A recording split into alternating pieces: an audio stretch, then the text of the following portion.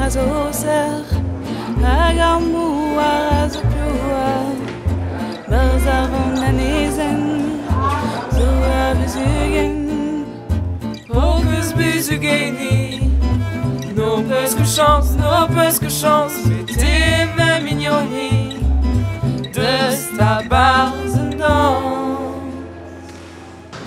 Aquí estamos con el escritor Osvaldo Reynoso Díaz. Nos alegra muchísimo encontrarlo aquí en esta exposición en el Centro Cultural de España, donde está teniendo un homenaje, y pues nos alegra muchísimo que cumpla 80 años de vida productiva y de vida inspirada. Pues nada, Osvaldo, pues que desde tu reflexión, ¿qué mensaje le darías a la juventud de estos tiempos? El problema es que a veces cuando uno llega a esta edad se cree con el derecho de dar consejos. Me parece que no estoy en ese plan, al contrario. He llegado a la conclusión que yo necesito los consejos de la juventud para no torcer mi recto camino.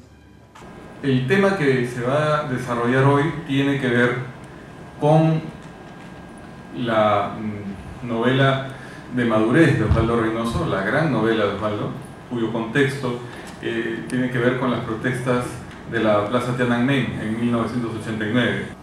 Los Eunucos Inmortales relata las experiencias de un peruano en Beijing durante estos días de revuelta estudiantil. Me acompañan para desarrollar este tema a mi izquierda David Cam Fupuy. Él es médico, artista y maestro. A mi derecha se encuentra el poeta y periodista Julio Heredia. Con Osvaldo realmente nos une una amistad, un vínculo cultural, ¿no? Porque pocas personas sabemos que hemos tenido la opción, la suerte y la posibilidad de vivir dos realidades intensas.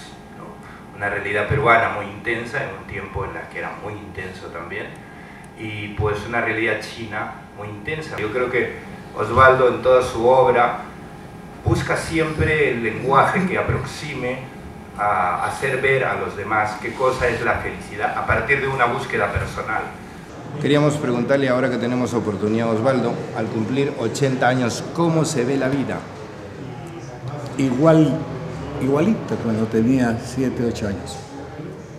Sí, con la misma inocencia, con el mismo asombro. Con el mismo asombro. ¿Y qué ha influenciado la experiencia en esa inocencia? Bueno, me ha dado más sentido, sobre todo de la ternura. ¿Cómo ves tú, hablando de la ternura, cómo se respira la ternura en el Perú?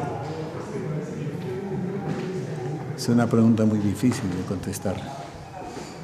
Precisamente yo voy en busca de la ternura, porque en el Perú es un país muy duro, muy fuerte, muy violento, sí. Muy insensible. Totalmente. Me parece que la obra poética de Osvaldo Reynoso, es decir, cuando digo poética, me refiero a toda su producción literaria, que como sabemos está compuesta fundamentalmente por narrativa y por un solo poemario, Luzbel, que es también su ópera prima. Es como si toda la obra reynosiana fluyera desde el núcleo genético, que es fundamental en toda su obra, por dos sendas paralelas y tan persistentes que se confunden. Yo llamaría a una de estas sendas la senda estoica y a la otra la senda hedonista. Ambas reposando sobre una base, ambas que le podemos llamar, o figuradamente podemos verlas como columnas, reposan sobre un zócalo, una base sumamente sólida e inamovible, que es una ética. ¿Cómo se ve la poesía actual en el Perú? Mira, justamente ha sido un tema de un debate hace muy poco tiempo. Entonces yo veía que había una suerte de frivolización de la disciplina de escribir poesía, quizás un poco a tono con los tiempos. Yo me he puesto a reflexionar con alguno de ellos, con jóvenes creadores, respecto a lo que es o debería ser la ética del creador, porque me parecía que había ahí una confusión. Pero en cuanto ya a las propuestas en sí de escritura, los escritores actuales, los poetas actuales, están escribiendo o a la manera de los años 70 o a la de los 80. Entonces no hay una propuesta novedosa que, digamos, haya interpretado el sentir de la época y propuesto nuevas formas de hacer poesía, ¿no?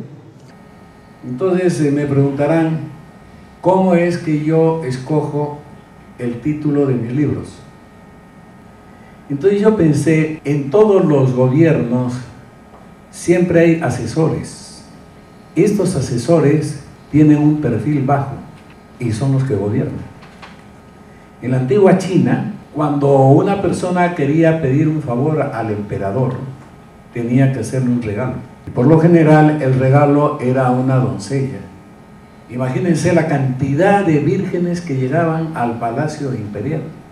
Entonces, ¿quién iba a cuidar a estas muchachas? Tenían que ser necesariamente eunucos, pero estos eunucos se dedicaron a estudiar. Eran poetas, filósofos, y cuando el emperador quería pasar una noche con una de las damas de ahí, ¿quién iba a escoger? El eunuco. Entonces esta dama tenía un favor con el eunuco. Y si el emperador se enamoraba de esta, la hacía emperatriz. Tenía un hijo. Luego, de diferentes formas, mataban al emperador. ¿Quién le iba a suceder? El hijo. Cuando este muchacho llegaba a los 12, 13 años, la educación estaba a cargo de los eunucos. Y los eunucos los criaban no para gobernar, sino habían grandes banquetes. De tal manera que llegaban pues a los 18 años cuando la emperatriz moría. Era un emperador que tenía 20 años y que lo único que sabía era disfrutar la vida, pero no manejar un imperio. ¿Y quiénes manejaban el imperio? Los eunucos. En la dinastía Tang, de 12 emperadores, 9 fueron puestos por los eunucos. Entonces, durante la dinastía Tang y durante las otras dinastías, los que efectivamente tenían el poder eran los eunucos. Y cuando yo llegué a China y tuve contacto con la alta dirección de los políticos chinos, y tuve oportunidad de tener cierta relación con los altos dirigentes del partido y del gobierno. Y ahí comencé a descubrir que en este país socialista seguían existiendo los eunucos. Y entonces llegué a la conclusión que los eunucos eran inmortales. Esa es la razón del libro. Bueno, Osvaldo, te agradezco en esta breve entrevista. Hemos tenido la oportunidad de tener en exclusiva para Perú Informa al doctor Osvaldo Reynoso Díaz, célebre escritor y gran amigo. Muchas gracias. Gracias, Osvaldo. Gracias.